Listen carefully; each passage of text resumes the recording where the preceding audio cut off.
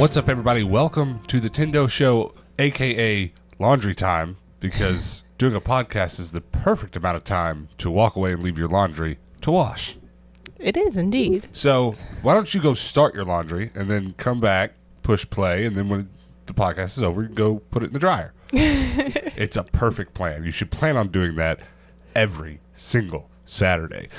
Now listen, on today's episode, we are going to talk about Pokemon. And if you're not into Pokemon, stick around anyways, because this isn't like a podcast for Pokemon people. This is a podcast about nostalgia, a podcast about why our specific generation is so obsessed with something like Pokemon. We're going to dive really deep into it. But first, Hannah, how's your week been? It's been pretty good. I feel like it flew by again. I say that every week. Well, I feel like this is actually the only thing weekly that we're doing consistently at the exact same time. This podcast. That's true. It really is. I can't think of anything else that we're like, oh, we got to wake up on this day and do this. Yeah. For a while, it was mail time before that. So we would do mail time every single I didn't Friday think about Saturday. that because if you're not familiar with our main channel where we thrift and stuff, we used to every Sunday open fan mail, and that's not something we do anymore. We were doing it like once a month. We, matter of fact, did it live day before yesterday, and who knows when we'll do it again. When another pile stacks up over there, we'll probably either go live or pre-tape something. But that used to be our one constant thing, and now this, it does feel weird thinking about last week's podcast. It feels like we just sat down to do it. Yeah. You know what I've been spending a lot of my time doing? Sewing? Well, yes. The responsible thing. I don't know what you're getting at, but like literally you asked that. I was like, well, I'm with you every single minute of every day, so I know what you're doing. So I was like, shouldn't I know the answer? I thought you would know the answer, but... What have you been spending a lot of your time doing? Playing The Sims? Yes. Is that what you were talking about? Okay, that's true.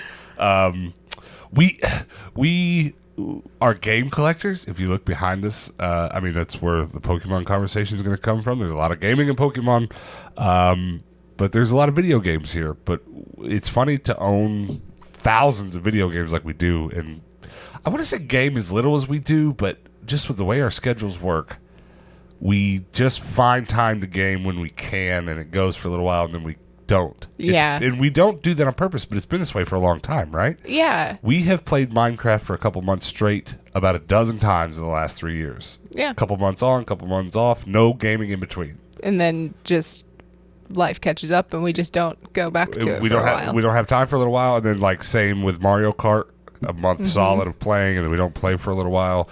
Then we end up at a friend's house and play, and we're hooked again. And so for you, this last couple of weeks, it's been Sims. Yeah. So I got a darned YouTube ad that said that it was only $5 to download right now. So I was like, well, I have $5. Yeah. Done. Well, not only that, it was actually like $3 or $5 for like it with some expansions, right? Yeah, it was $4.99 for the base, and then I want to say $6.43 for the deluxe, which had like 3 expansion packs on it. And I was just like, well, I mean, I'm spending $5, might as well spend $6, right? If you're not familiar with the Sims business model, it's one in which you buy the game, and what they really make their money on is subsequent expansions. But they're affordable, you know? Yeah. It's never been like, well, at the end, you know, we have most of Sims 2 and 3 on a shelf over here. And I'm sure when all that was new, there's a couple $100 per set there. Maybe a little more, but anymore, now that it's a digital game, I feel like it's way cheaper than it was. I think so. I'm trying to remember when I was a kid, because I did get a lot of the expansions when I was a kid. A couple of those still have their new stickers on them, or like marked down. And I think they were like 15 to 20 sometimes. Yeah, that seems to be the case. Anytime that we would go to Walmart or Best Buy or something, whenever I was really into The Sims when I was a kid, I would always go look at the expansion packs. And I think that there was like some, I was like, well, Mom, it's only $15. It's fine. And we got to get it. No. Yeah. Wait for Christmas. And that's, $15 is probably marked down. So I don't know. I'm not trying to sit here and guess specifically the prices of Sims, but it does seem a lot cheaper now because like you get the game probably $20-$30 when it's new. Yeah. And a year or two later, now it seems like a few years later now, it seems like all the expansions you get online are just a few bucks. Yeah. I think the newest one is $20 to download. The newest expansion? Yeah, the one that just came out. Because it's the new hot one. Do you know what it is? I cannot remember. If you Google it, it'll tell you really quick. Newest Sims expansion. And so if you don't know The Sims, it's just a game where you control some avatars in a kind of realistic world way that's not so realistic. Cottage living. Yeah, that's it. That's hilarious. I remember looking at it and going, "Oh yeah, that cottage core thing is going around right now." Right. Well, and it's $33. You'd think after COVID and everyone being locked down, that wouldn't be a big sale. But you know what? They probably didn't plan it that way. Yeah. But I've actually never played The Sims. I've now, over the years, watched you play a good little bit, but I never, until we met, I never heard of The Sims as you know it. Sims, anything was just Sim City. I think Super Nintendo was my first experience playing the world building Sim City. And then Interesting. and then when we met, you and I for a long time were addicted to a Sims City world building game on our phones. Yeah. And I mean addicted. And they updated it at one point. It kind of made it harder, at which point I immediately stopped playing. You played for a little while longer, and I haven't had anything to do with Sims in a long time, anything Sims related since then. Yeah, I forgot about that mobile game. There is a mobile Sims game as well for the avatars. Really? It's pretty fun. It's limited, of course, because it's a mobile game. Is it at all the same, or is it clearly scaled down? It's pretty similar, honestly. It just is like absolute basics. You know, you get your sim to sleep, and they have a job, and that's, kind of it. Well, I have a good question. Has there ever been any Sims crossover into Pokemon crossover into Sims? Interesting. There has to have been something at some point. The Sims 4 Pokemon theme, yeah, not really. Just people making goofy crossover videos. Gotcha. There are mods. Oh. So give that a Google. Sims Pokemon mods. And that's kind of the thing about Sims that's interesting.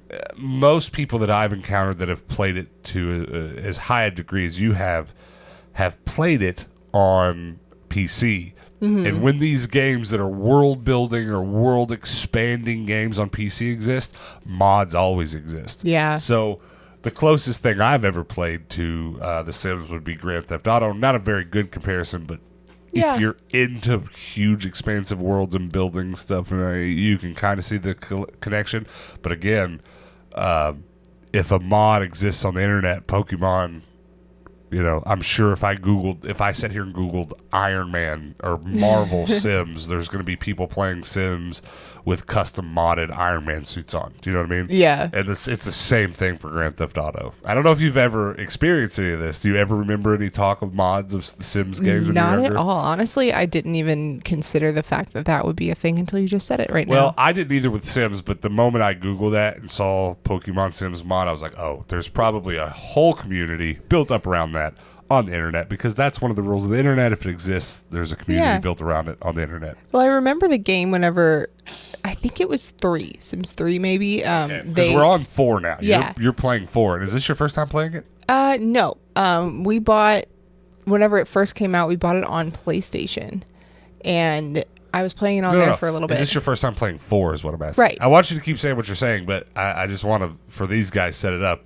You this week are playing Sims 4 for the first time after a lifetime of playing 1, 2, and 3. Well, no, you bought it for me. The Sims 4, we bought it on PlayStation so you when have it first played came it out. on PlayStation? Yeah. Okay. I don't remember that at all. Well, I played it very briefly because, honestly, playing it on the PlayStation is very difficult with the controllers. Oh, I didn't think of that. I can see that. Yeah, so it wasn't bad, like, by any means, but having a mouse to, like, control the camera is way easier. It's so much less frustrating. We're not going to get into a long conversation of PC versus controller, but just about anything you have to control a camera with, you're better off with PC. So I can see that. So did you just not play it that long because it just was not easy and fun to do? Well, it was kind of like any other game that I play. I played it pretty heavy for a couple weeks, and then I was like, all right, I'm good right now. Well, that fits. I tell you what, I own Minecraft on every console, on my phone, every tablet, everything we own has Minecraft on it. And I've wasted a lot of money buying it for our iDevices and other stuff because, like, I can't play it with any. I can't for a second sit down and play it on my Switch. Yeah. Not for a single second can I stand playing Minecraft with a controller.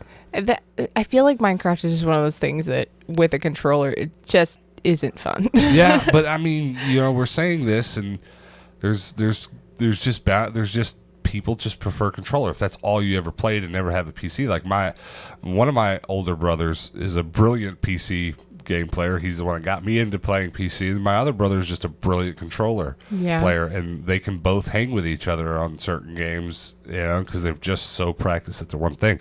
But I just never was a controller guy. Matter of fact, when I was a kid and Halo tournaments were a thing, so we're basically going backwards right now in eras towards the Pokemon era, but past my Pokemon era into my first kind of video game era. Halo tournaments were all the rage. Yeah. It's what all my friends did, and I never participated because I felt dumb. I felt incredibly incapable when it came to playing controller games. Yeah, I'm the same way. This is before I ever knew you could game on PC, but I just thought, oh, I'm bad at video games. I'm awful. Yeah. I'm kind of the exact same story. Well, you'll have to expand on that, but for me, I just didn't play video games, I think, as much as I would have because my little brother beat me at everything. At a certain age, that was kind of a problem. Not now. I mean, now we enjoy playing stuff together, but I was like, I just shouldn't play video games. But, I was well into my 20s before the first time someone set me down on a mouse and keyboard, and I was like, oh, this was all I was missing. I'm actually a bazillion times better at video games than I thought I would be. And I don't know, we have a lot of gaming people surrounding our channel.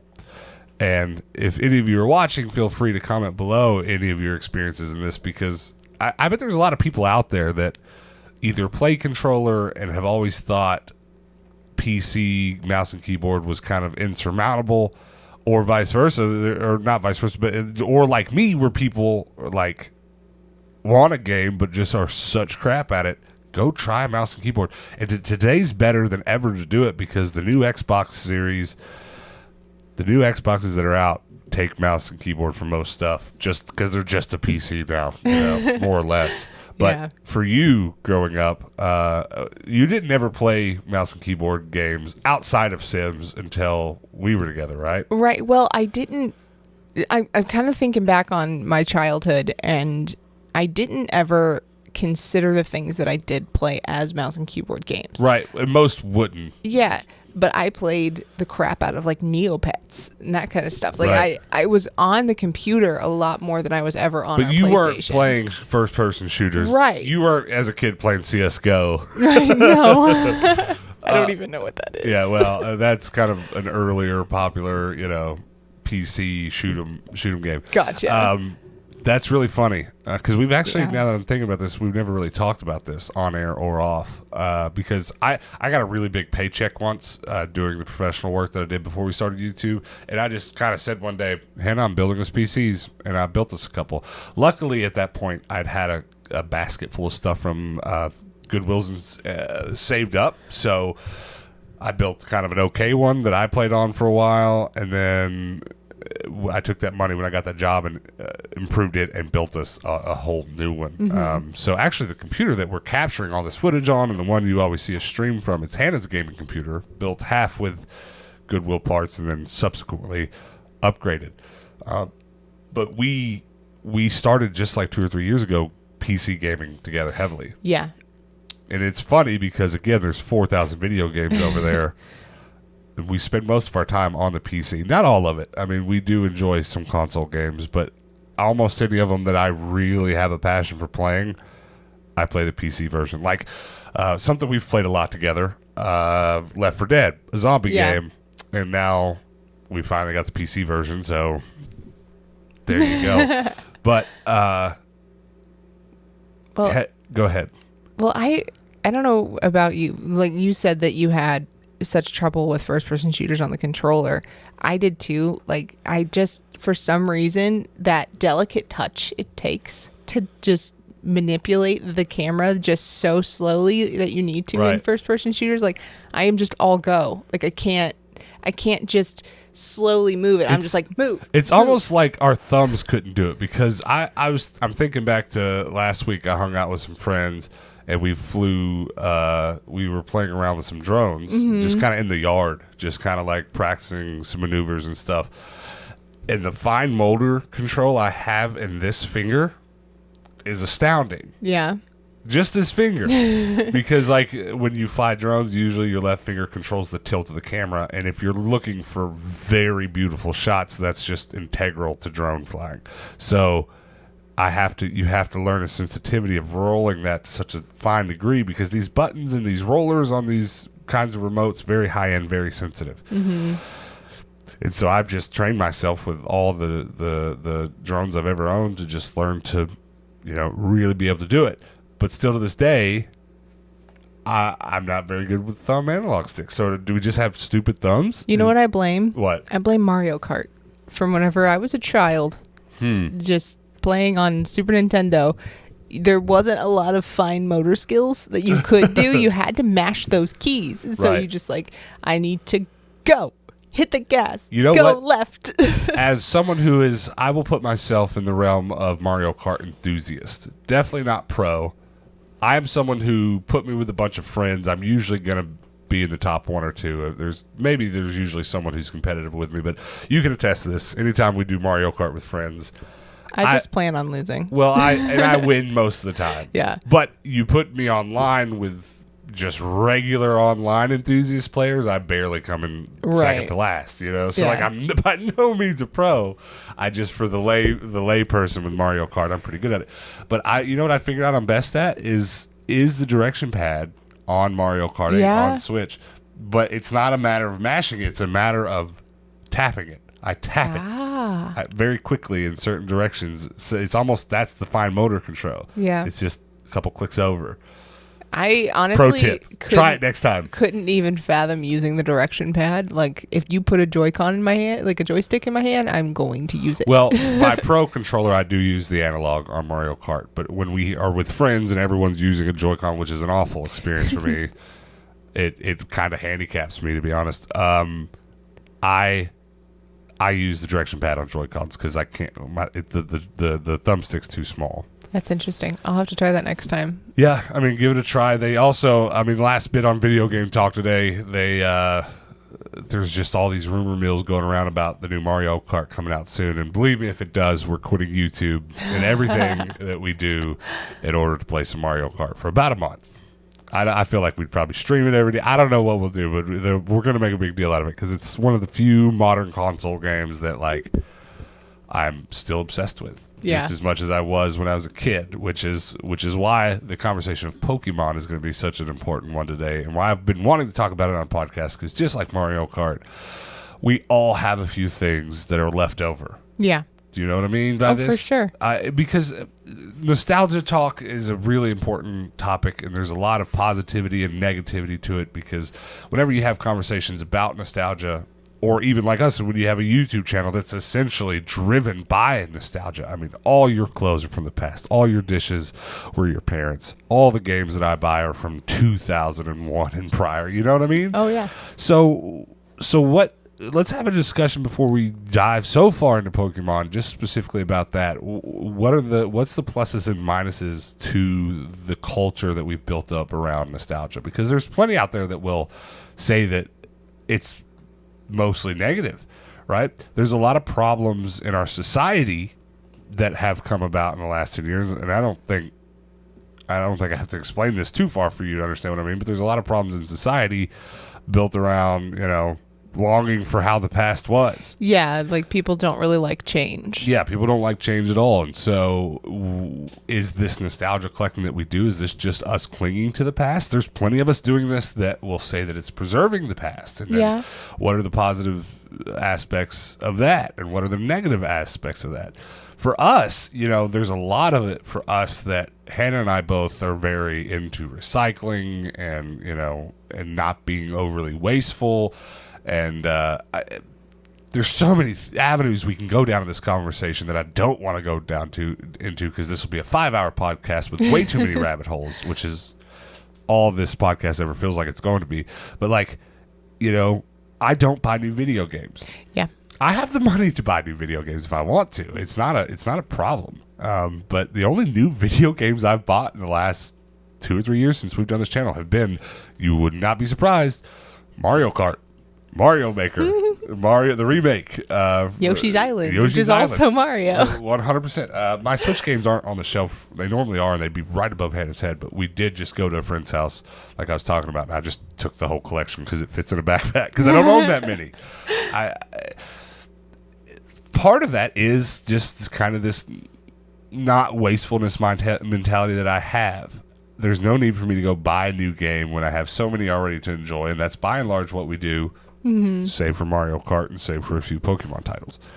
But that's not all of it. That's probably 10% of it. But 10% is a lot when you break it down into 10 different things. I mean, it's a huge part of why we do this.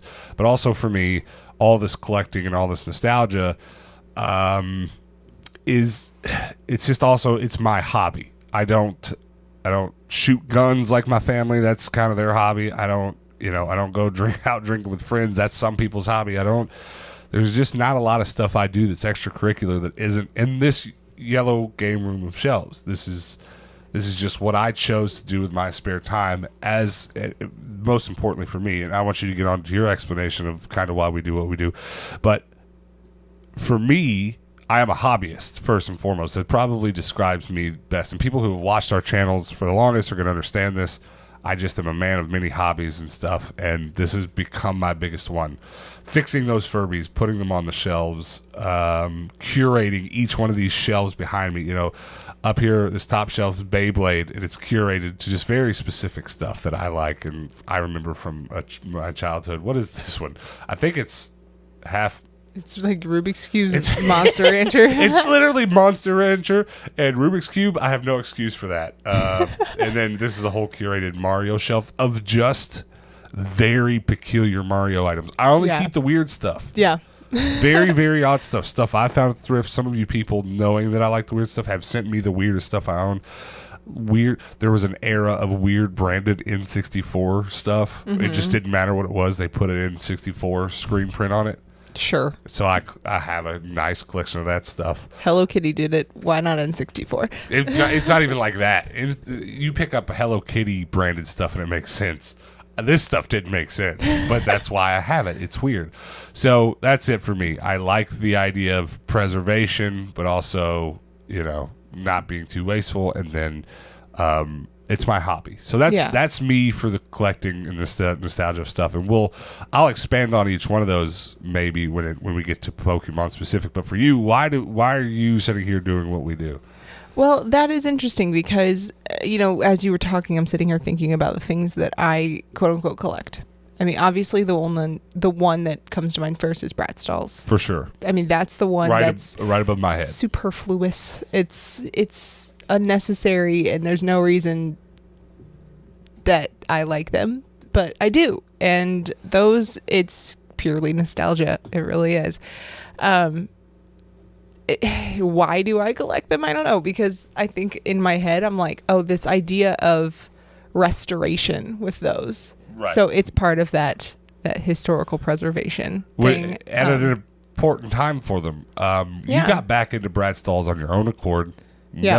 Nothing inspired you to do it other than we were doing this channel and you kind of wanted something to look for like I was. I think I found one in a thrift store and I was like, oh. I'm doing this now. I like these. And then all of a sudden it turns out the whole world at the same time got nostalgic Apparently. for Bratz dolls just at the exact same time you did. Complete coincidence. It's really funny how often I look back at my life and there's little moments like that I'm like, oh yeah, the entire world is into stripes right now. I'm into stripes. Same. So yeah, the Bratz dolls, it's a hobby thing. It's a restoration thing.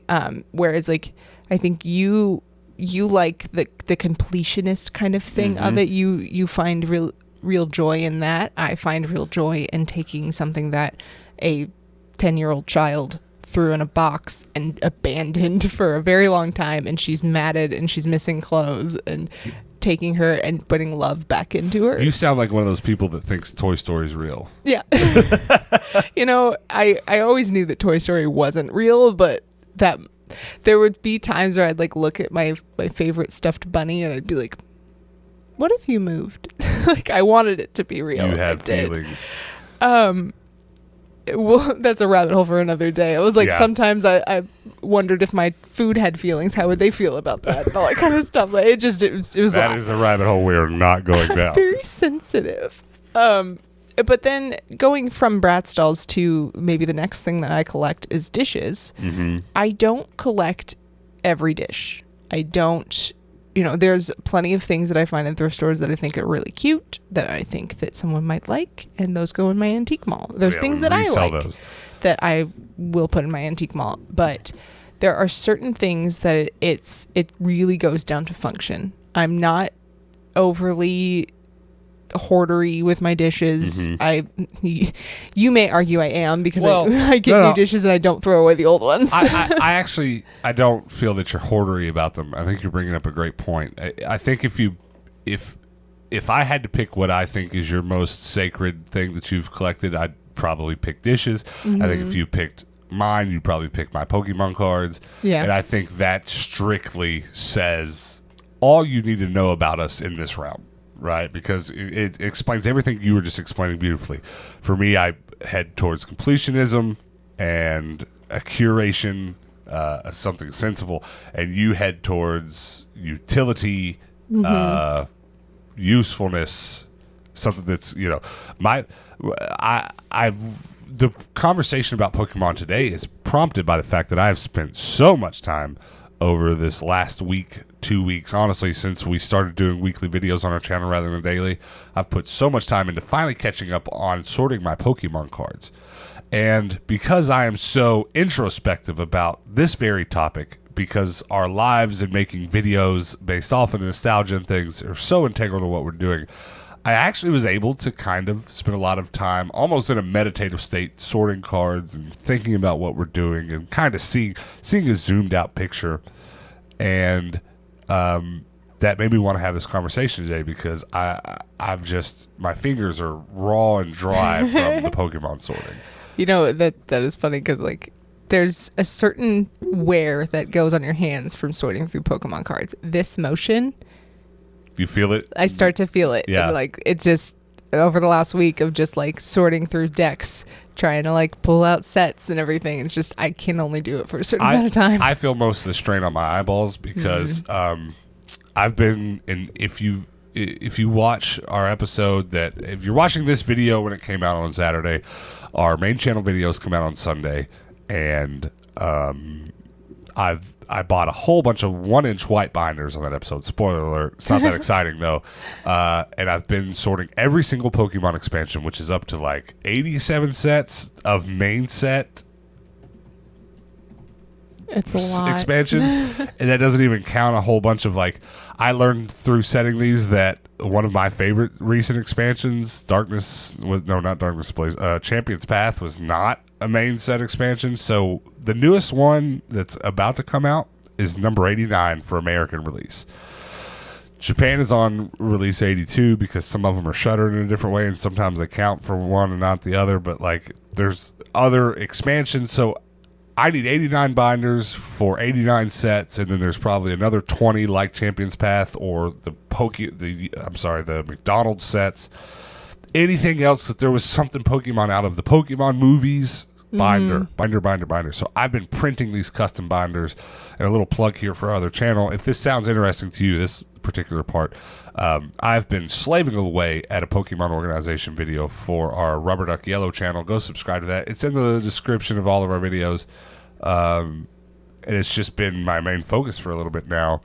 And I've been so obsessive about getting it right, getting every card preserved in a sleeve, in the right order, in their binder pages. I have my own methods of organization that are somewhat unique to me that I think would probably drive some other people nuts, because they're not the prettiest, but they are the most useful for someone who's going to open these binders and actually interact with the cards.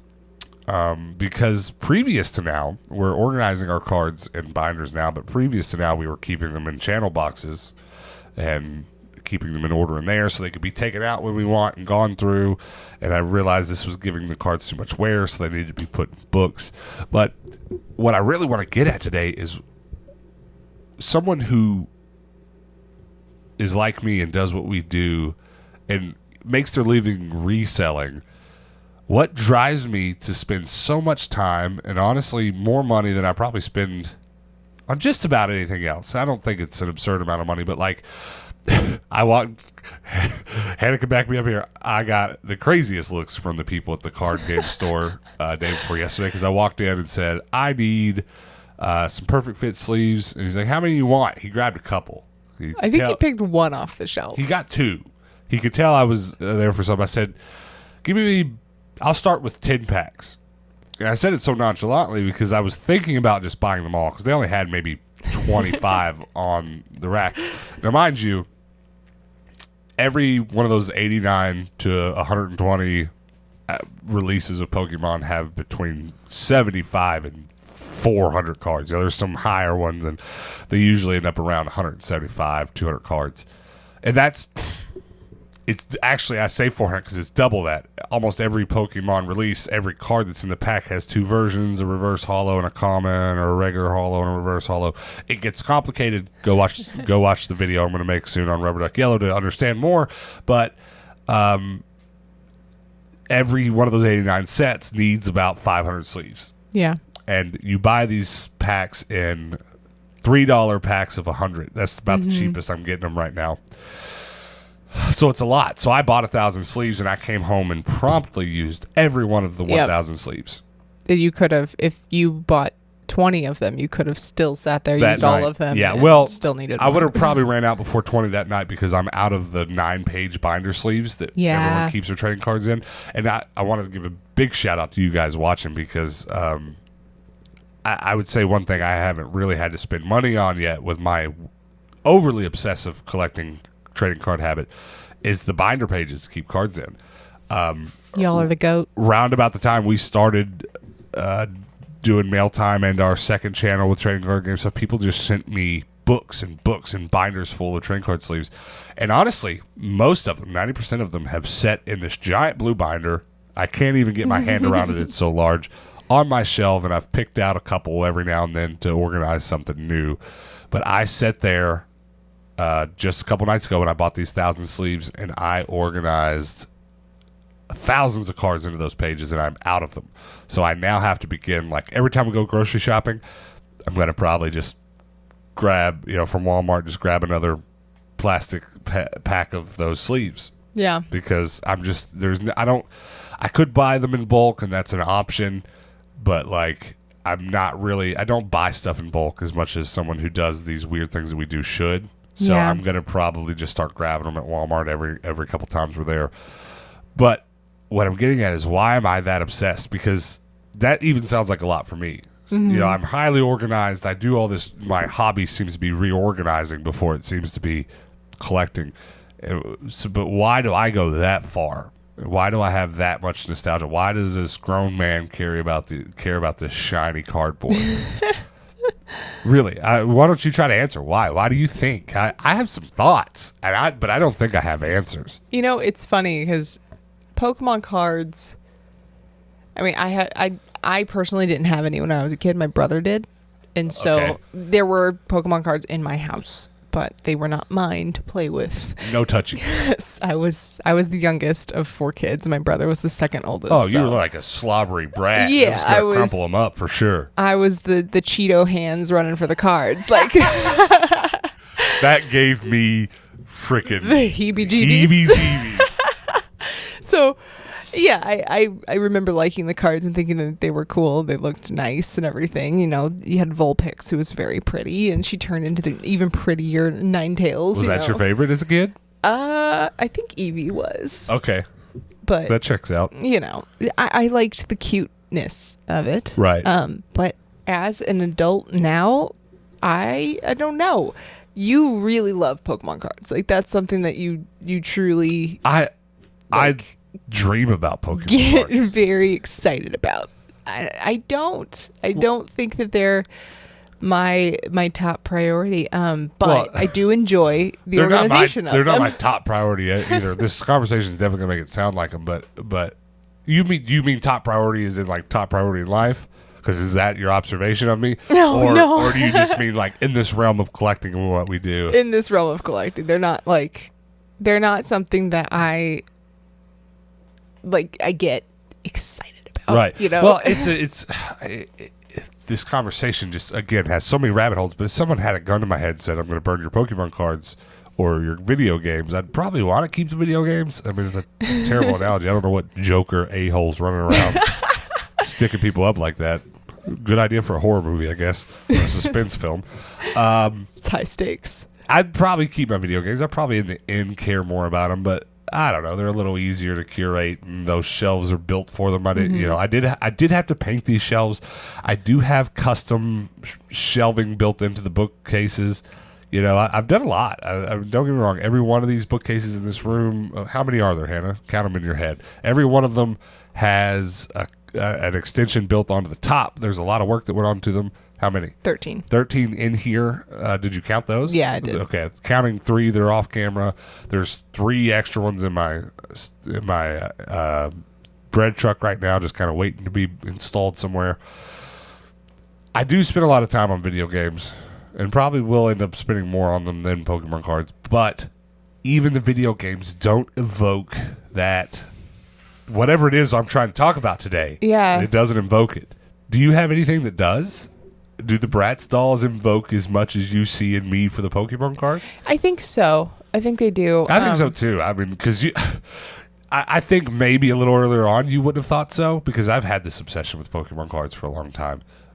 Your remanifestation of your attention to Bratz dolls has been relatively new for you. Yeah. So I would have thought maybe at the beginning not, but like you do the same thing with Bratz dolls that I remember doing as a kid with Pokemon.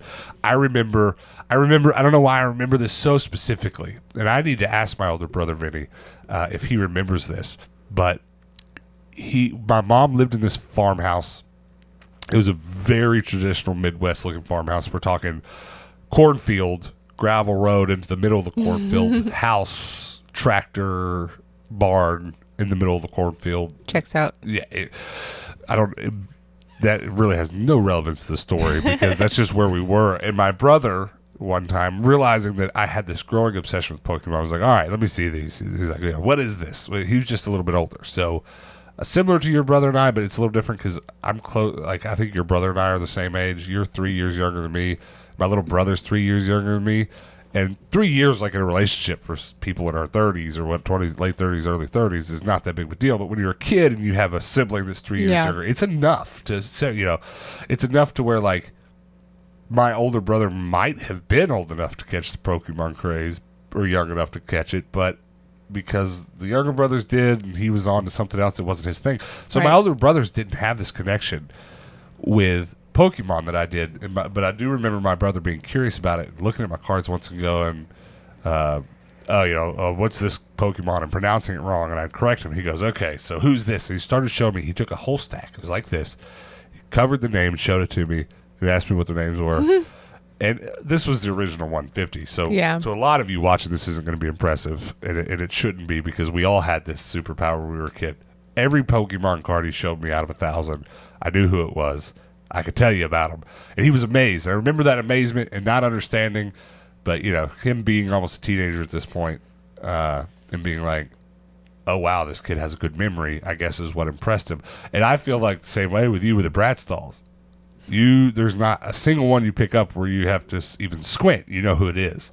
Yeah. And I feel like it's not as impressive, though, because there's like 6 main characters and then like a few one-offs of it. So whereas like Pokemon, there's 150 individual characters, and then you get into several different sets. There's thousands by now. For sure. So it is funny that there that facial, that recognition that Pokemon evokes, because there's all these different creatures, and then the entire the idea of the franchise is that you want them all. Right. Like, you need to find all of them. It's this journey of completion. Right. Well, and that brings up, honestly, the bad part of the conversation, which I kind of struggle with whether or not we should get too deep into, because if you want to collect stuff, collect stuff. If you want to be nostalgic for times gone by, I guess do so. Just try to do so at a healthy level.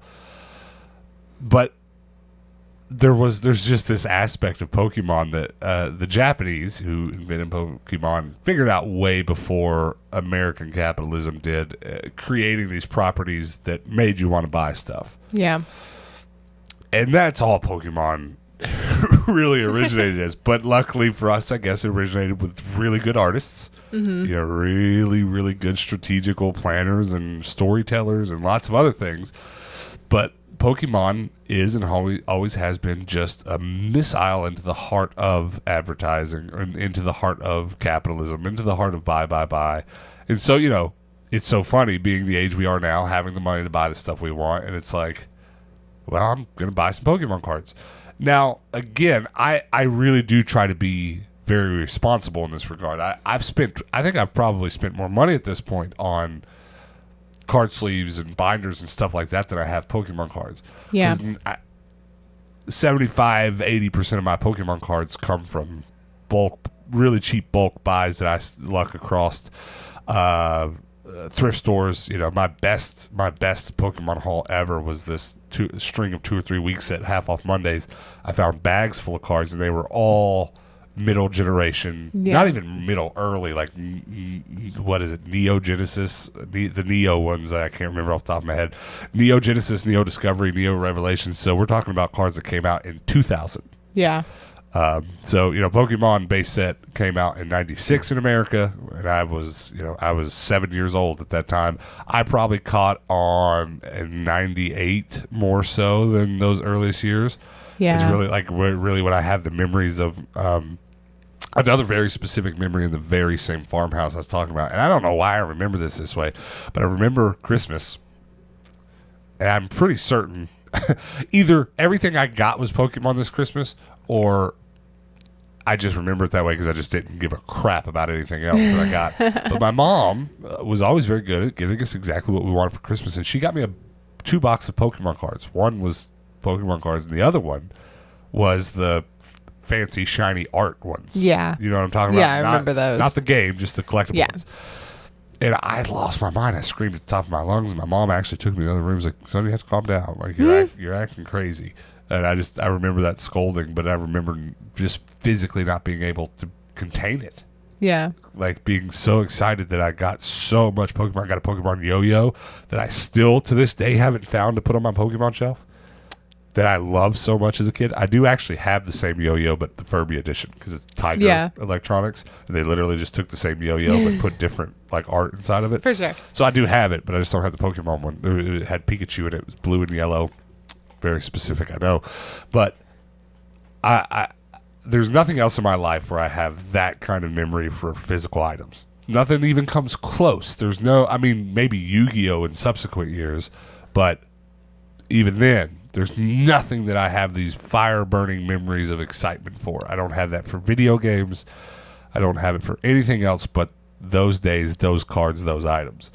Do you feel, again, I'm just trying to keep us on the same page, do you feel that way about Brat Stalls, or do you have other things in different periods? Well, I have a very vivid memory of a lot of different Christmases that, because I was a very excitable kid. If you gave me a gift, I was just like really, I just really loved it, no matter what. Right. So there's those times that like we got really big stuff as a family, like the day that we got our PS2, and like you know the sounds like a big deal. Yeah, the day me and my sister were just above me in age, are only 2 years apart, and so we kind of were lumped together in a lot of things. Right. So if I got something, Sarah got something, Sarah got something, Hannah got something, like that's just how it went. It's got to be fair. Yeah, exactly. So like the time that we got our Game Boys, that kind of stuff. I think it was the same way with my little brother. We got our Game Boys at the same time. We It's got like our those scooter, big things. our 2001 hashtag Scoot Gang scooters, our Razors. For sure. My sister got a scooter. I Were didn't. you a member of the 2001 Scoot Gang? No, my sister was. I didn't get a scooter. I got a would pogo almost stick. guarantee you if your mom dug up the receipt, I don't know why she would keep the receipt for this, 2001, we all got a scooter. Yeah. Google That's it. funny. Yeah, I got a pogo stick. She got but I wanted the pogo stick. I'm sorry, but you got screwed. I don't, you know. I really wanted that pogo sticks are great. stick. This is a tangent. My dad always told me the story growing up about trying to get to 1,000 jumps on a pogo stick, and his mom, my grandmother, coming outside, making him stop right when he got close. And I swear to you, I don't remember if that also happened to me or I just so lived that story, but I do remember attempting 1,000 jumps on a pogo stick. And I know I either did it or got close, but memory is... I feel like that would be very difficult for you because of the proportion of the pogo stick to your person. Well, okay, I'm a 400-pound man now, but I'm talking about like 10 years old. I mean like because how tall you are. Like I figured that the handle would be like at your knees and it would be really hard to jump. mean, I don't know. I was taller than the average kid at the age of 10, but I don't remember my exact height. Do you want me to call my doctor? Yeah. Like pull up your medical records. Let's get to the bottom of this right now. Let's figure this out. Well, I just want to illustrate with Pokemon specifically that like I would love to hear from you guys in the comments if there's anything else like this for you. And I bet there's just a wide ranging bit of answers. For some people, it's probably going to be a TV show from a specific time. For some people, it could be other things. It could be before your family broke up, before divorce, there was this time and we did this. And there's so many different ways in which I think we all latch onto things. Mm-hmm. But I will say I have gotten a lot of positivity in ways that I don't think I can list all of because it's so immense. Through Pokemon, now in adulthood, I've had so many experiences that I've used Pokemon to connect with people, and my brain is rapid firing things at me, so I'm gonna forget some of them. Number one, when Pokemon Go came out, the positivity and togetherness I felt out in the wild with complete strangers in mass was something I will never forget. We were in LA when Pokemon Go released.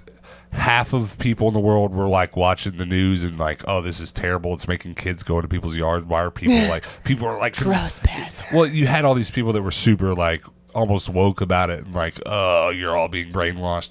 And it's like, I talked to strangers in LA where you don't talk to strangers, huddled around a tree throwing Pokeballs at freaking Charmanders.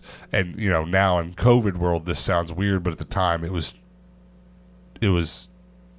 euphoric. It was amazing to be that connected to that many people for that couple weeks after its release when it was hot. Yeah, it was a very interesting experience because there's not many things in this world that we all just connect on because we understand and we find it all enjoyable. Right. I mean, very rarely does that happen on that level. I mean, the only other things I can think of are just some very specific video game releases. Like, there was that moment when you all reluctantly played Fortnite and found out that you were going to have fun because all your friends were playing it once and that hadn't happened since you were in high school.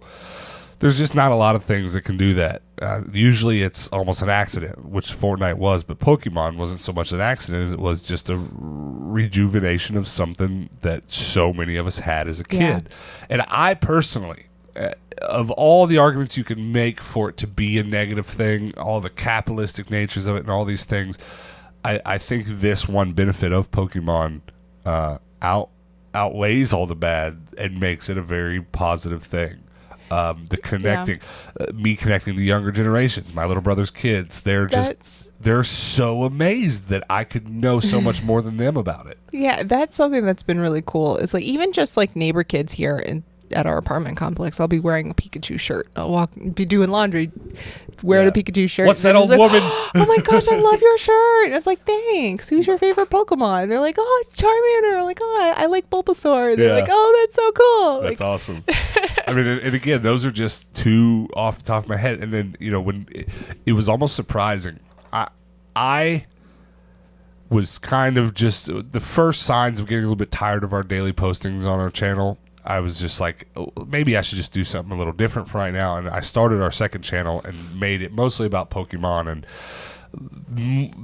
made it more about what we're talking about, just this nostalgic fix. I aimed a little bit more at it than I did on our main channel. And it just like, it kind of took off real quick. It shot up to 2,000 subs, had a lot of people into it. And it, much like you started to collect brats at the time, it's like, well, did I only start to look at Pokemon more because the whole world was moving towards it and it was going to get popular again? Or did I actually do it on my own and it was just a coincidence that it blew up again? I'm not at all taking credit for it. I'm just saying, there's some of that there. Like, there's new commercials. Pokemon Go obviously set it back in the right direction.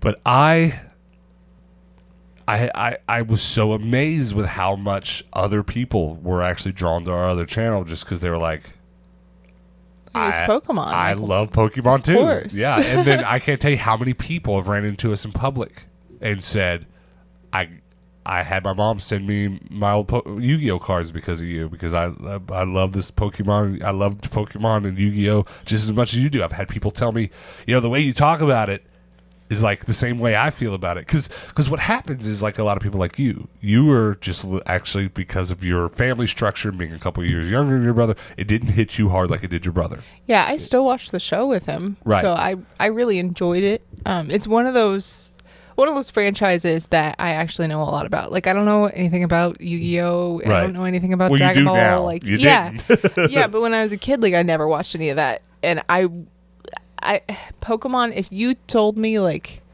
what that show was, he was like, oh, it's about a boy who goes and catches a bunch of creatures and like helps save them and everything. And I'm like, yeah, it's probably and not then my. makes them fight other creatures. Yeah, it's probably not my thing. It sounds very anime in its premise. Yeah. In its premise, it sounds very anime. But like, again, as we're talking, your specific age, you got way more obsessed with dolls at the exact same time I was obsessed with Pokemon, and not that. And again, but this is the funny thing. There's some people who've come up to me. There's kind of two experiences with Pokemon, and I honestly believe it's just about this black and white, or maybe it's three things. But it's like me, you were so caught up with it never left you, or the middle ground people are people like yourself who, like, it was on and obviously there was no escaping it, so you have that memory and love for it also.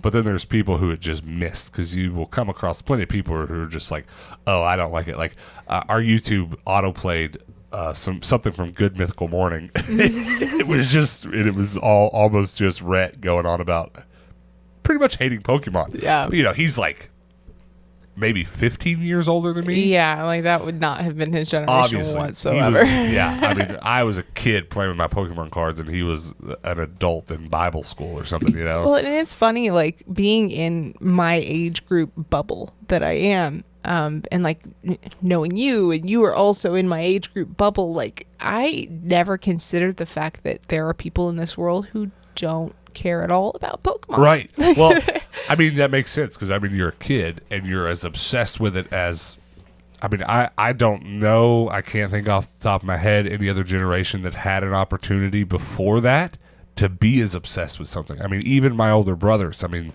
it was pretty much Power Rangers and Ninja Turtles. And let's be honest, I love Power Rangers and Ninja Turtles, but our obsession for Power Rangers and Ninja Turtles in the early 90s has zero comparison in scale and intensity to late 90s obsession with Pokemon. It just doesn't. And the money spent on said things proves that. Don't at me. Okay. I'm not at all saying Pokemon's better than Ninja Turtles. I love them all, especially Power Rangers. My Power Rangers collection is bigger than my Pokemon collection. All truth be told. They are different beasts, though. I mean, oh yeah. I mean, Ninja Turtles, there's 4 turtles and then a couple of bad guys, and that's really it. Well, there might be as many Ninja Turtle bad guys as Pokemon. But again, not same. Yeah, but it's not like one of those things where you're like, oh, I need all the bad guys. I need a whole set. They didn't. Well, one could argue, actually, now we're really getting in the thick of it, one could argue that things like Ninja Turtles, etc., paved the way for Pokemon. Yeah. Because very much so, Ninja Turtles started as a comic book that was very unlike what we ended up growing up with, to be honest. Much darker, much more adult-oriented.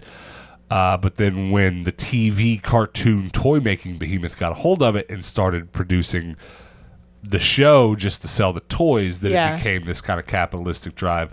And honestly, that paved the way for Pokemon. The Japanese probably took what we were doing there, or they were already doing it too. They had a lot of robot shows, and even Power Rangers was theirs, and they were already doing these kinds of things to make the toys. They perfected it with Pokemon. Yeah. Whoever started it first, I don't care. It doesn't matter. They perfected it. They built it around suggesting that you had to have the thing. You had to get them all. And to this day, I've before we even got heavy into Pokemon on our channels, I made lots of jokes about this all stemming from the gotta catch 'em all mentality. And I think one day, if I ever wanted to go back into higher education, I could have a thesis on this. I could really coin gotta catch them all mentality, and I could really make a lot of good educational points about it. Do you think that ultimately the gotta catch 'em all mentality has created a problem in our society, or do you think that it's ultimately a good thing? Well, I think overt consumerism is a problem. Personal politics, personal preference here. I do think it is an overall problem, and it's one we very much so have a hand in.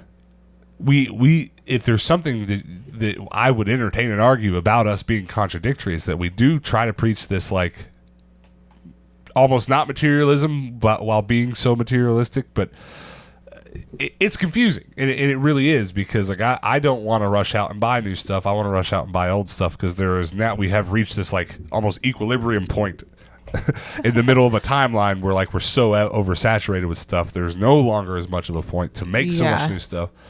I feel that way strongly, but it doesn't change the fact that I'm still in every way both contributing to the consumerism as well as. And this is a really deep conversation that we'll have to make a whole podcast about this one day. I am way more so inspiring way more people to dive into consumerism. Yeah. If there is one bit of feedback that we get the most, this is not at all a brag. This is just, I'm laying this information out there for you. It is what it is. More people told me that they buy stuff because of us and what we're doing than I could have ever imagined. So I've inspired some people to get into collecting this or that. But I do feel proud that for the most part, these people, when they're talking about it, they bought the stuff at thrift stores and you know. And I say all this, but I'm trying to be open about it, because I'm also going to go make an episode in a couple weeks buying brand new Pokemon cards. So I'm not saying strictly I don't, or that I'm telling you not to go buy the new stuff. But yeah, I don't think Pokemon in any way is responsible for this overt consumerism I'm talking about. But it certainly was there, and it certainly did it well. It certainly capitalized on capitalism. There's the definition. But I'm not that bothered by it, because of all the money I've spent on it and all the things I do with it. It still brings me more connection with other human beings than anything else I do or have ever done. Well, it's such an interesting franchise too, because you've got so many different aspects of it. Because there are, there's the TV show, there's the cards, but the cards are also, a collector's aspect, but they're also a game. Like you can go, and like tomorrow we've got plans to go play card games with friends. Yeah, and we're gonna play some Pokemon and some Yu-Gi-Oh. Yeah, and it is a really interesting way to bring people together, not only because it is so big that everybody knows, not everybody, but a lot of people know what it is. And if anyone in the world ever tells you they don't know what Pokemon is, or they've never heard of it, where have you been? Shout in their face that they're a liar. They're Mount not telling you. Kilimanjaro? They're not telling the truth at this point. Yeah. Even if it's your 90-year-old grandmother, she knows what a freaking Pikachu is. She knows what a Pokemon is. Yes, my grandmother is in her mid-80s right now. Well, of course she knows what it is, because she raised me, and she had a kid that was obsessed with it. But like, she could point at a picture. I could say, which one's Pikachu, which one's Charizard. She knows. She remembers from 25 years ago. Yeah. They're lying. Don't let anyone tell you they don't know. Now, not everyone's going to know what Bulbasaur and Squirtle is. Yeah. They know what Pikachu is, and they're lying if they're telling you they don't. Yeah. So it is interesting. Like everybody, it's a base level knowledge thing. Right. It's a household name. I interrupted the thought you were having with shenanigans, but you were heading towards a good point, which is that it has all this other stuff going on, and it does have a little bit of something for everybody. Like my older brothers now. I would reckon my older brother, specifically my oldest, but even my second oldest brother. I'm kind of in the middle. I have a younger brother and two older brothers. Well, I have an older sister, so I'm on the bottom end, I guess. Really, they never had a distaste for my like for Pokemon or anything, but it was just something definitely that their little brother was into and they weren't. Sure. And now that one of them has kids, it was then something his kids were into. But then Pokemon Go came out. Yeah. And because of the kind of gamers that like specifically my oldest brother is. That kind of mobile game, daily level up, that kind of thing is a kind of game he is a lifelong participator in. Yeah. So Pokemon Go got it right for him. And I don't know if the people at Niantic or and the Pokemon Company, I don't know if they knew that. I don't know if they knew they were going to suck in an older generation because their kids were into it and this was going to make them bond, but it worked. And not only my siblings, but just tons of people I've had conversations with and just seen out in public playing it. My oldest brother, I think, could probably beat me in a Who's That Pokemon quiz. Yeah, he could. I mean, he definitely could because I know he knows the 150 now. And, past third generation, I'm kind of like, what? Because there's almost 1,000 now. Yeah. Well, it is funny, like, I'm moving on to a different point. No, it's fine. That was all. That's the only point I was going to make. Like, that's really surprising, given how it was my thing and not theirs. And now, I'm certain. Matter of fact, I don't know if you watch these or not, AJ. Sometimes he texts us about our regular videos and talks about stuff that he's seen. But if you're watching, AJ, seriously, next time you're down or next time I'm up there, let's do a podcast and have Hannah quiz us on Pokemon. Because I would actually be tickled when you beat me because this is just such a funny thing. Yeah. And this is not at all I'm not at all being territorial. I love it. I love the fact that it's come this full circle. Yeah. And something that I loved as a kid, I now bond with my older siblings and their children. And it's just such a funny little thing because of Pokemon Go. It is funny. Like, I'm sorry, let me finish the point. I was only making the point that because you started making the point that it whether it's the anime, there's just something for everybody. Yeah. Like, I have a Pokemon Go profile that is to be rivaled. Like, I've built quite a bit of... I've got very strong Pokemon. I've got a lot of Pokemon. You ain't no chump. Yeah. I played some hours of Pokemon Go. Right. But it's so funny that, like, I put in work from probably, like, the first week that it came out. Right. Out until now, pretty casually, like, pretty heavy every once in a while, but just like every other game I play, like, I get obsessed and then I'm done with it for a bit. But he has played it so, like, so seriously for such a short amount of time. Like, his profile is stronger than mine is. Well, if you take my 4 brothers, or including me, there's 4 of us, my 3 brothers and me, and it literally starts at the top. The gamerness goes down. Yeah, my oldest brother is like, he's the daily PC gamer. I don't know. At this point, actually, they're probably tied because my second oldest brother is and his kids being into it now. He's gaming way more in these recent years. So the 2 of them are just diehard gamers, and then I'm like diehard game collector, but I don't play as much as they do. And then my little brother's like, I play Grand Theft Auto sometimes. Yeah, he doesn't get into it very often. And that's it. So that's really funny, to hear you say all that. It's really funny to put this whole conversation together because every time that's what's been really fun about this podcast is like it makes me think about things with our relationship that I haven't thought about before, because like you've put as much time in Pokemon Go as I've put into cards if we're just talking about a time aspect. Yeah, and there's just different aspects of it. It's like, it's not that I don't enjoy the cards, they're just not like my medium. Well, it just it didn't happen. That's what the point I tried to make earlier. I wasn't trying to say that like you don't like Pokemon to me, but it's just not the thing that caught you in a burning fire at that time.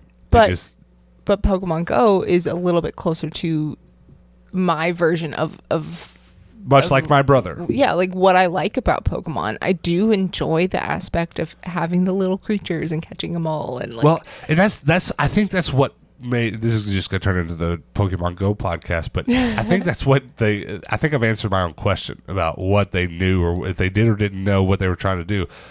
The Pokemon craze in 96 up to 2000, which is kind of its hot fire period before it died down a little bit, before it had its waves, but it never caught fire again until 2019, until now. Maybe a little earlier, started before that, but they started that craze with this gotta catch 'em all mentality that I already spoke about, and they just sucked us back in with Pokemon Go because that's what worked about it for a lot of us. You wanted to catch them all, by God. You wanted to play the game, and you wanted one of everything. Yeah, you have the little objectives, like I have to catch this many Pidgeys to get the Pidgeotto, and like I have to evolve them. I have to have the Stardust from catching other Pokemon. Like it's deep. There is like once they started adding objectives, and you've got daily challenges and that kind of stuff. It then just gets you sucked into this whole, like, that's that thing I like about The Sims. It's that objective based game Yeah. where you're building toward an ultimate goal. I'm wondering if the people watching have anything, Pokemon or other, feel free to comment either way, that you have that burning flame for. And if you want to get further into it, I mean, you can certainly keep typing below and let us know your thoughts on the healthy and or unhealthy parts of whatever your burning flame is. If you're that introspective about it. If you're not, don't worry about it. If you love your thing and don't spend any time on the negative aspects of it, that's perfectly fine. Matter of fact, I suggest you don't. I just, I make my living picking these things apart. The only reason we're able to make the content that we do with the consistency that we do is that, for me, it's kind of about the bigger picture and and understanding these things. I know how to present my Pokemon cards on camera to make you interested, because I've thought these things through deep. If I didn't go so far down to the bottom of the well of this thing, I wouldn't be able to present it in the simplicity that it is. I know this sounds crazy, but this is writer school stuff that I'm saying. But I would love to know for you. If you want to type something below in depth, great. If you want to go even deeper, maybe join our Discord if you haven't already. Come have a conversation about either Pokemon cards or video games or whatever it is that makes you go that deep. Some people, it is dishes. I mean, so, we've definitely had people that have come across our channel and stayed because they're such vintage dish aficionados that what you do is just catnip for them, like some other people the Pokemon stuff is. There's a lot of collector aspects about, like, you get into the Corningware sets, the Pyrex sets. If you want to collect all the Pyrex set, by God, you're spending more on Pyrex than you are on Pokemon cards. I'll tell you that. You're absolutely right. I think the only other thing left in the conversation for me is just a little note on Yu-Gi-Oh! And if you've got anything else, by all means, please share. But, like, the only other thing that ever came close to eclipsing Pokemon for me was Yu-Gi-Oh! But it didn't have quite the same opportunity because it was teenage years, and I just grew into adulthood right before it could really get me. Yeah, but you also had the advantage, I guess, that you had friends that also wanted to play the game. And so Pokemon, I feel like Pokemon cards, it was never about the game. Well, I would say for the most part, absolutely not. I know way more people that collect than have any idea how to play. Yeah, but I think with Yu-Gi-Oh, even with Yu-Gi-Oh cards, like their set system, the way that they try to mark these cards so that you know what sets they go with and in what order they go into, it's way less obvious, and so it's a lot more challenging. Well, the emphasis is on playing over collecting with Yu-Gi-Oh. They want you to play the game, and that's kind of what your nostalgia was for, that you actually played the game with your friends.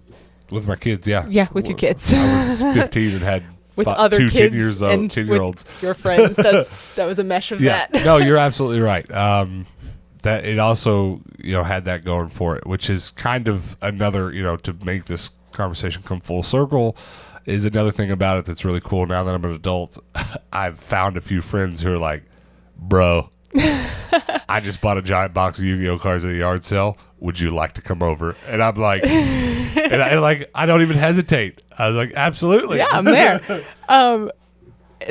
What's funny about our generation now? Like, we're at an age now where people are way less afraid of what other people are going to think, that they're just going to be like, hey, dude, you remember Yu-Gi-Oh? And you'd be like, yeah. Bro. Like, imagine play? Imagine, like, yeah. Imagine someone, or imagine like I go home and I run into a friend that doesn't know we're doing this, and they're like, they ask me, the one guy on the internet, screaming about the nostalgia of it. Imagine one of my old friends running into me, because we're going home in a couple weeks. Yeah. Stick around for that. Lots coming up. Imagine me running into one of those old friends and be like, remember when we played Yu-Gi-Oh? And I'd just be like, let me bring something up on YouTube for you, friend. Let me just talk about this for a second. Let me just show you something on YouTube. Boy, do I. It's kind of another one of those things. If someone put a gun to my head right now, pick your Yu-Gi-Oh cards or Pokemon cards, I'd probably pick the Pokemon. Mm-hmm. Though I probably have about as much value in each. I've got a binder with the valuable stuff for pretty much both, and they're both probably at about the same dollar amount, so it's not a money thing. It probably just depends on the week. I'm as much as we're talking about Pokemon right now, I'm in Yu-Gi-Oh mode because we're playing with friends this week, and that's just where I'm at. So I'm kind of super into it. I built 3 decks yesterday, one for Hannah, one for us to share, and one for me. And, it's such a technical thing because when you play any game that's this massive and this old with this many cards, you have preferred play styles. So I built one to how Hannah likes to play. I built one to how I like to play. And it's just, there's just a lot to it. So I don't know which one I'd pick, but because I do have a lot of nostalgia for Yu-Gi-Oh! And honestly, with collecting, I think I like my Yu-Gi-Oh! Collection. I'm pointing at it. It's actually put away right now, so this is going to be contradictory because my Pokemon collection is still out. Yeah. But I think I like my Yu-Gi-Oh! Collection a little more. I think the stuff I've been able to find at the thrift makes me a little more happy, a little more nostalgia. It's funny, like I was kind of drifting in my own head a second while you were talking. Put a gun to my head. He's talking. I can ignore him now. I'm completely listening. Put a gun to my head. Which of my 2 collections would I pick? Bratz dolls or dishes? And your immediate thought would be like, well, you value your dishes so much more because like they're things that are connecting you to your mom and your grandma and all that stuff. But honestly, I think I would pick my Bratz dolls because of the aspect of like how difficult it would be to replace. And so like I think Yu-Gi-Oh would be a little bit more difficult to replace for you than Pokemon would, because I think there's a lot more for sure of the Pokemon stuff. So I think if you set fire to the Pokemon stuff, you'd have a chance of getting it back. Whereas the Yu-Gi-Oh stuff, a lot of guns and a lot of burning going on in today's podcast. You're right. I would say almost everything over here on my Pokemon shelf is a dime a dozen. Yeah. I mean, while we're here, let me grab a couple things. Let me. It was like I've got my full Pyrex primary set. My mom had the same primary set, and my grandma had the same primary set as well. And I think if you smash those right now, the odds of me finding another one are very good, because there's another one in my booth right now. It's not in great shape, but there is another one. So I think absolutely, I'd be okay. There's 3 shelves on one bookcase over here of Pokemon stuff. I only have my Yu-Gi-Oh stuff on like one bookshelf. Actually, right now it's in a basket. But there are just some very specific items that I'm gonna have that you're gonna recognize. Mm-hmm. Blue one with Charmander. There's a red one also with Charmander, but there's like they come in blue, red, and yellow and have different Pokemon on them. But this was just a Pokemon card binder we all had, and I have most of them, though I'm being very delicate with it because this band's falling off. But there's just very specific items that I had when I was a kid. This Pokedex is one of the main ones. Like, I could almost get rid of everything on that shelf except for a very few specific items like these. This is a reproduction. If this were real, this would be like $300, $400, $500. I don't know exactly what the prices are right now, but this is a reproduction box. But it has the real game inside of it, Pokemon Blue for Game Boy.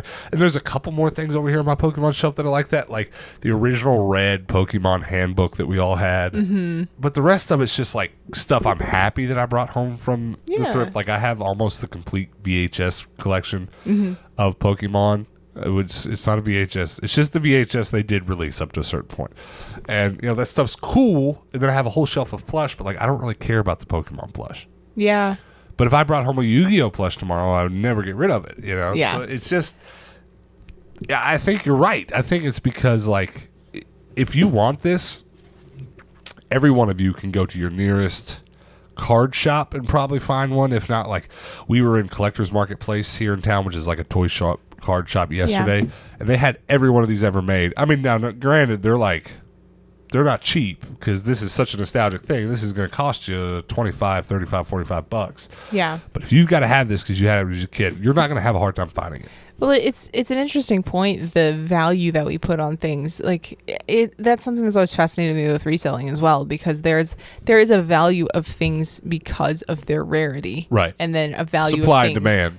That are just popular, and then a sentimental value. Right. So like this Pokedex could be worth $5, but to you it's priceless because it's something that you've always really wanted. I don't know the value of the Pokedex specifically. I'm sure it's more than $5. Well, actually, it's definitely more than $5. But because I've only ever found one of these at the thrift, I never considered getting rid of it, so I never looked it up. But it'd be a interesting thing to find out how much it is. Yeah, but it's also like you replacing that specific piece of memorabilia probably not the easiest thing. Oh, wow. Did you see it? I was going to make you guess. Okay. Right off the bat, the first option for the Pokedex, you can buy it now for $59, or you can buy it sealed for $250. And I bet those prices are probably going to remain consistent. Yeah.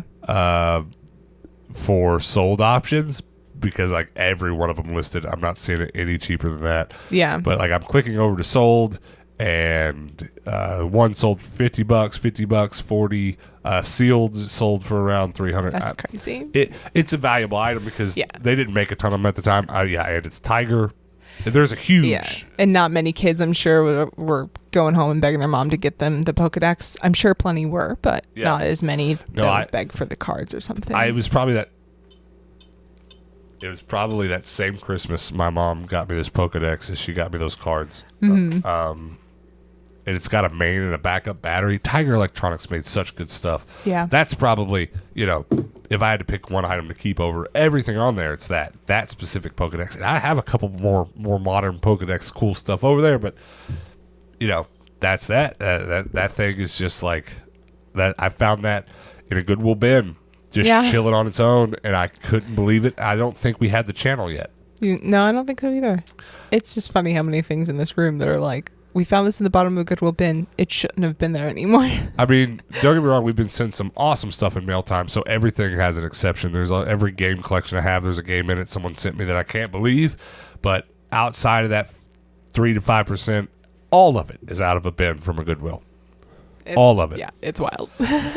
So I think that's going to pretty much wrap up the conversation about Pokemon. I hope this was beneficial to anyone. I know a lot of people right now are watching our podcasts to supplement the old content we used to make, because there's so many people that watch us for the reselling aspect or certain aspects. So there's a lot of resellers that like need to put something on the TV while they do their work to kind of pay attention to, or kind of not. And podcasts are such a wonderful way to do this. So a lot of people, you guys have told me, the feedback we've gotten has been that you've been putting it on the TV and just letting it roll and getting to work, and I appreciate that. And this is a really good example of how a healthy way to let your audience inform what you do is. I kind of figured that being the case, that being such a large portion of our viewership for this podcast right now, I would kind of lean into actually talking about some stuff occasionally or regularly that you could actually help you while you do those kinds of things. Because just having this conversation has made me think of a bunch of stuff about reselling, Pokemon or not, and our relationship and our reselling that I honestly wouldn't have thought about if we hadn't have dug this deep into it. So any final thoughts, Hannah, before we wrap this bad boy up? This has been very enlightening today. I mean, we've always known that you are more of a completionist person, but I never really considered that my thrifting, collecting has been extremely utilitarian. Right. But it is. It really is. Yeah. I mean, it is. I think that's a good takeaway. If you want to wrap this up in a nice little package, those two, take the thing you and your significant other collect the most and compare them in a healthy way. Learn something about each other. You will learn something. But outside of that, guys, Hannah's first video is up on her channel. I should have said something at the top of the show, but I didn't think about it. She worked really hard on it. You want to give them like a 3-second pitch? It's, even if you're not really into sewing, it's a thrift flip to show you the joys of turning things from one thing and making it something cool. Yeah. So go subscribe to her channel. Lots more content to come there. Her first video is kind of sewing, making, but not all of them are going to be sewing. Not at all. So go subscribe to that channel. Make sure you're subscribed to this one. I would love to get her channel and this one to 1,000 subs so we can kind of get past that monetization mark. We're so close. We're so close on both of them. So help us out there. And then come back next week for next week's podcast. We're traveling soon. And I'm planning on, when we get back after this next trip, doing way more live shows on this channel. So be ready for that. Be subscribed for that. Notifications on. Drop those comments below about your thoughts on today's subject. Come over to the Discord for a deeper conversation. Until next time, guys, peace out.